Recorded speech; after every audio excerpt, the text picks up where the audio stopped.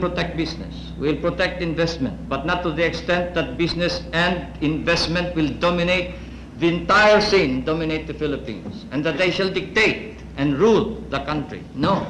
At the same time, we will protect business, we'll protect investment, but not to the extent that business and investment will dominate the entire scene, dominate the Philippines, and that they shall dictate and rule the country. No. Of troops. They cannot succeed without the support of the people. We cannot succeed without the support of our people. I am happy to see that the reaction throughout the country is favorable.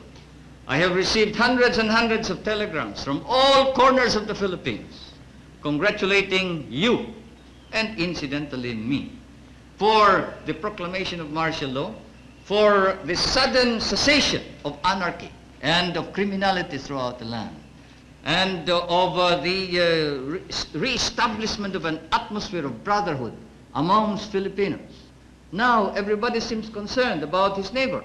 Now everybody seems to be involved in the destiny not only of himself but of the entire country and of the entire nation. And this is what we have been hoping and praying for. I repeat, it is necessary to reform in order to attain the victory that we seek. It is necessary that we attain all the objectives that we have set. These objectives are, we must give to the poorest man whatever is his due. The rich man must now understand that this is a new kind of society. We will protect his rights. For whether he is rich or poor, he has rights. And those rights are as sacrosanct as the right of the military to dignity and to a reputation and a standard of proficiency to which he is entitled. Thus it is important that we must tell everybody, and I ask you to do this, to go out to your assignments, to your respective areas, to your units, to your area of operations, and tell everyone that every citizen in this country has rights, and those rights will be protected, whether he is a businessman or a mere janitor, whether he is a tenant or a landowner. Those rights will be protected, but we will treat each other as brothers. The landlord must now learn to live with the tenant, and the tenant must be given his due. I am proclaiming today land reform throughout the entire Philippines. We must allow the tenant to now acquire ownership ultimately of his land, but he must engage in cooperative effort. We cannot just skip on subdividing land.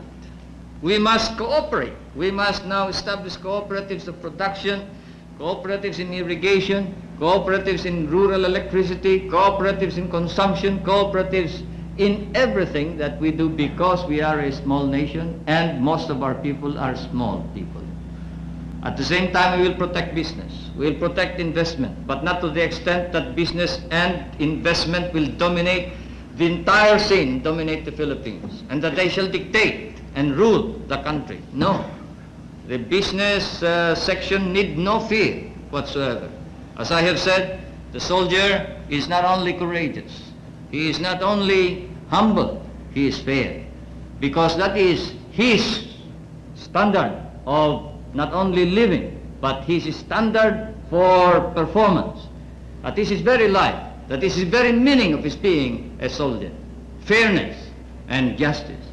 And so you tell each and everybody that they can expect fairness, justice. We will reform our society so we will weed out the corrupt in our government. We must do so, because a corrupt government is an insult to the entire country. And it encourages rebellion, it encourages revolution.